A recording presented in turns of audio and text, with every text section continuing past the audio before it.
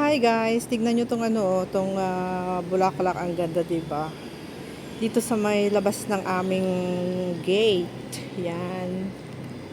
So beautiful. Beautiful flowers here also. Yan guys, pwede kang uminom diyan, bumili ng noodles, bumili ng drinks, any kind. Tapos diyan yung aming building. Alright. So, syempre lalabas na ako. Oy, windy siya. Pero may jacket ako. Naka-t-shirt lang kasi ako. Medyo windy today. And today is Sunday, guys. It's my day off again. At syempre, lalabas na naman ako. Tignan nyo yung bulaklak dyan. Meron pa siyang flowers. Wow, very nice. Nice flowers. Konti na lang yung bulaklak na hulog na. Kasi pang Chinese New Year yan. Thank you, Uncle. Ayan, yung yellow flower dyan din, oh. Wow, ang ganda ng araw ngayon. Ayun, nagda-dry na yung yung tree na yon. Puro bulaklak ang karga niya. Guys, dito kami sa labas. Dito na ako sa may labas ng namin, building namin. Sa lobby. And ako ay pupunta kayo ng Shatin kasi meron kaming bibili ng kapatid ko. Magkikita kami doon. And today is our holiday again. My God. Yung yellow. Ito yung building namin yan. Ay, ang gate namin guys yan. Tapos, yun yung RTHK. Papunta doon. Antayin ko muna yung 29A bus. Dito muna ako sa taas kasi masyado siyang windy. Naka-t-shirt lang ako. Pero may jacket ako dito sa loob. Di ko sinuot kasi nga minsan is naiinitan ako. Pero dito sa baba na to is windy. Yan yung mga sasakyan. Dito yung namin, yung backdoor namin. Kita yung view sa kusina. Yung sa taas yung mga punong kahoy dyan. Yun ang nakikita. Tapos nasisilip lang yung dito. Dito yung main road guys. Ayan yung bus station, bus stop namin. So ngayon ay nag-aantay ako ng aking minibus ng 29A papunta sa Kolontong Station. And then didiretso na ako ng Shatin kasi doon yung meeting place namin ng aking kapatid. Yan. So pwede pa akong magngangawa dito. Kasi pag mamaya nasa loob na ako ng sasakyan is nakakahiya naman yung salita ako ng salita doon sa loob ng bus. 'Di ba? Lalo pa may katabi.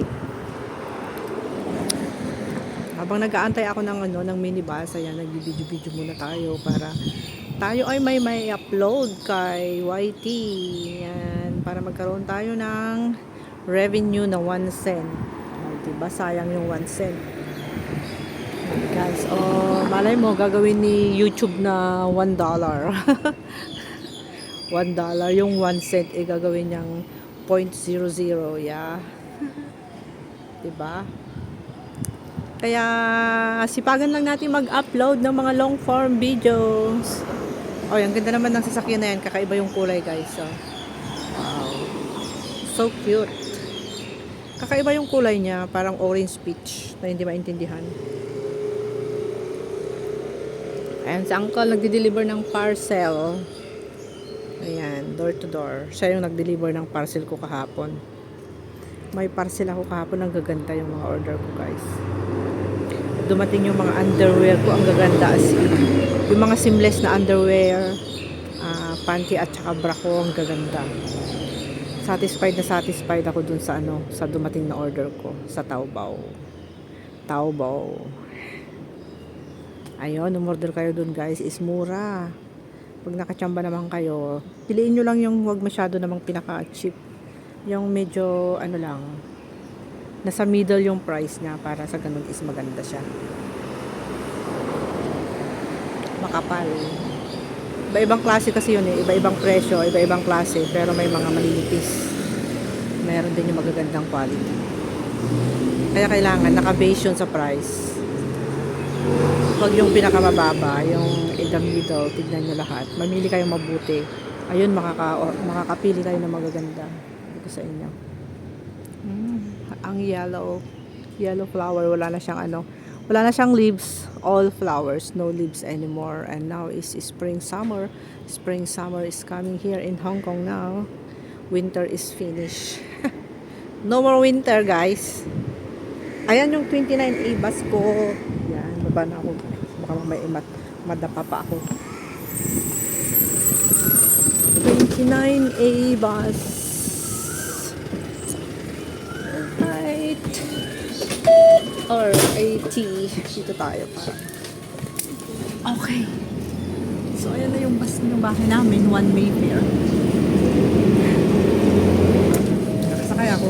After how many minutes? 5 minutes and 37 seconds. Ayong television house, RTHK. Yan yung television station. Ay, television com. Diyan sila nag-a-announce.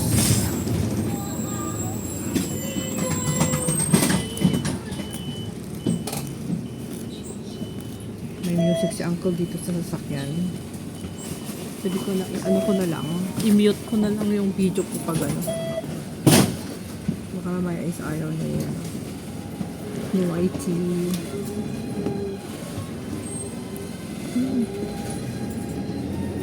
Pero hindi naman siguro nakakaano yan. Kasi ano lang naman yung instrumental. Mga Chinese. Welcome Gardens.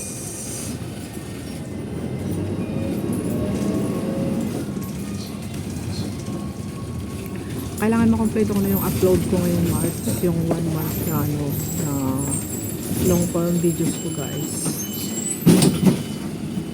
Kailangan natin mag-upload ng long form videos for the whole month. 165.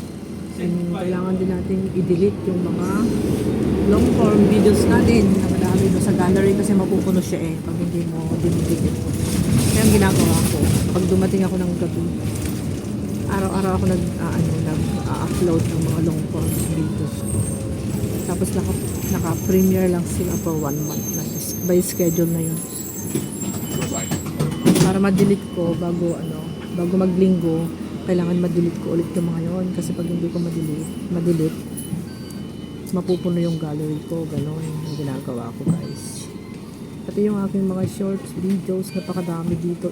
It's 800, you know, 870. Minsan nagiging ano siya, 900. Dami kong mga short videos na naka-reserve. Pero yung ina-upload ko yan, naka-private. Tapos everyday kong ina-open. Ganun. Naka-ready na sila. Kasi in case na pupunta ako ng China, naka-ready na yung mga video ko. Kaya ano ko na lang. Kasi medyo mahina yung signal ko doon. Hindi lang medyo, pero talagang mahina siya. Lalo pag paubos na yung data ko. So, ang ginagawa ko, naka-private lahat. Tapos pag daily na inaano ko, pina-public ko siya. Ganun na lang, i-daily ko public para mabilis. Kasi pag mag-upload pa ako doon, maubos yung data ko agad. Kaya bago ako pumunta ng China, naka-ready na yung lahat. Ganun ang buhay ng YT.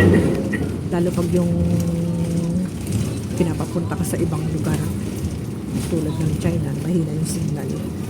Mahina, may wifi nga si bossing sa bahay niya, napakahina naman. Hindi naman niya mapaikot ang aking YouTube. Walang kwenta. Sabi ko, ano ba naman yung YT mo, ay ano ba naman yung signal mo dito, hindi man lang mapaikot yung aking signal. Grabe naman yung signal dito. Signal ng wifi mo ako sa kanya. Yung signal kasi ng wifi ko dito is ano lang, yung mga Chinese na anong Chinese na hindi niya mapaikot ang YouTube. Kaya hirap. Kaya yung SIM card ko doon is for tourists yung SIM card ko. Pero nagagamit ko yung mga 2 months. Pero hindi naman kasi ako dire-diretso doon.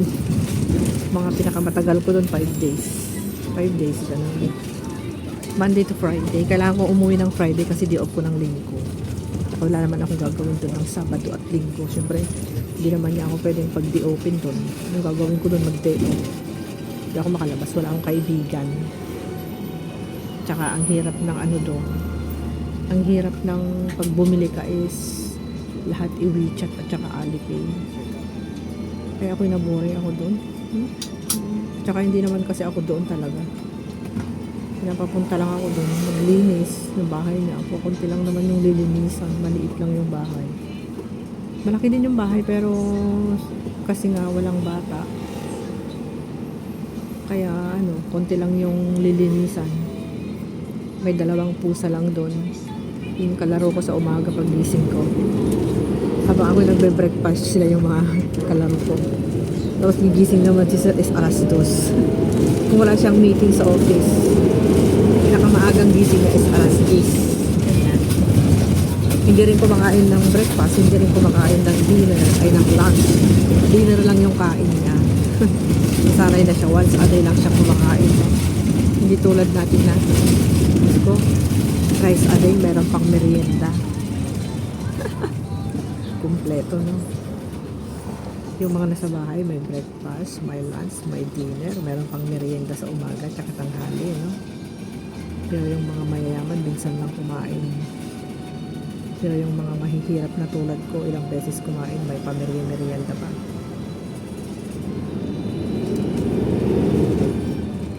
Napupuno sila ng kain.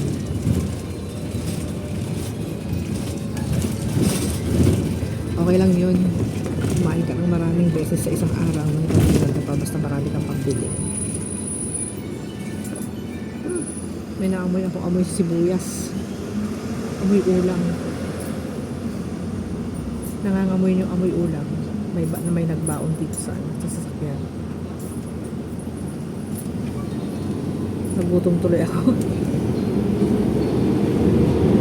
Nakakagutom kaya pag nakaamoy ka ng ulam na umaalingasaw kahit saan banda. Ang ganda naman ng bougainvillea na yan. Mas marami din nagtatambay dito. Ay, wala sila. Wala yung nakatambay dito sa park na to. Mamayang hapon pa siguro sila. Minsan maraming tumatambay dito lalo pag malamig. Tsaka pag umuulan, yan sila nagtatambay. Pero ngayon wala sila. Kasi nga maganda yung araw, maganda mamasyal. Pero pag yung umambon-ambon, maraming tumatambay kung sumisilong sila.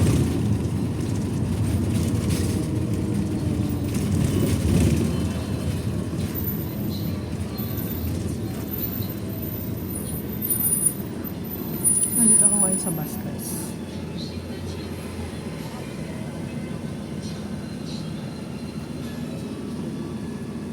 Malapit na ako bumaba. Malapit na yung Colondong Station. Dito lang sa Cornwall Street. Cornwall Street.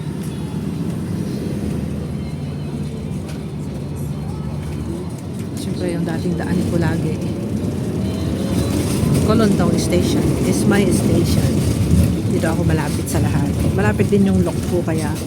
Pero dito na ako lagi sa Colondong, mas mabilis. Colondong Station.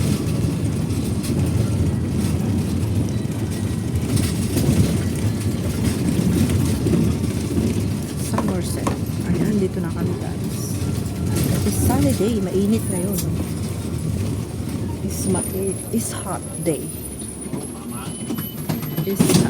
Pagbabaan mo natin yung mga pasaheros.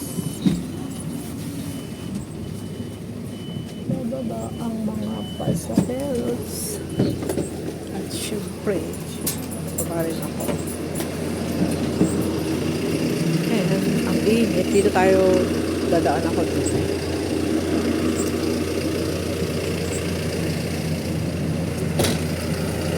Ayun guys, may baon siya kaya naamoy ko yung ulam.